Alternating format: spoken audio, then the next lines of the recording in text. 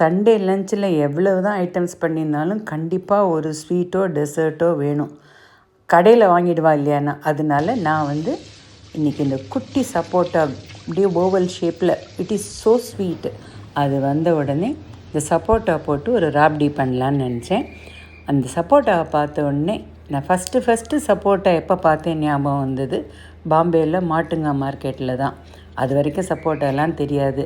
தாத்தா கையை பிடிச்சிட்டு கூட்டின்னு போவா, ராஜேஸ்வரி அப்படின்னு கூப்பிடுவா. என்ன நான் நவராத்திரி ரிலீஸ்ன்னு ராஜின்னு கூப்பிட மாட்டான். என்ன கையை பிடிச்சி கூட்டின்னு போய் தாத்தா எனக்கு கையில் 2 சப்போட்டாவை கையில் கொடுத்துருவா. சிக்குன்னு சொல்லுவாள்.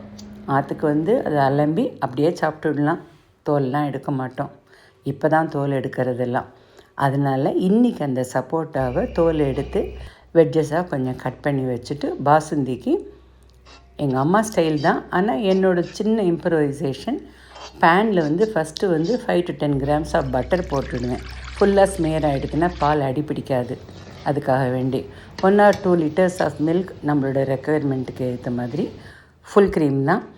அது கூட குங்குமப்பூவும் போட்டு சேர்த்து கொதித்து திக்கான உடனே 1 லிட்டருக்கு 8 to 10 டீஸ்பூன் லெவலாக, that is 40 to 50 grams sugar போட்டு அதுவும் சேர்த்து கொதி வந்த உடனே ஃப்ரிட்ஜில் வச்சிடணும். அப்போ தான் திக்காக அள்ளாக இருக்கும் பாசந்தி.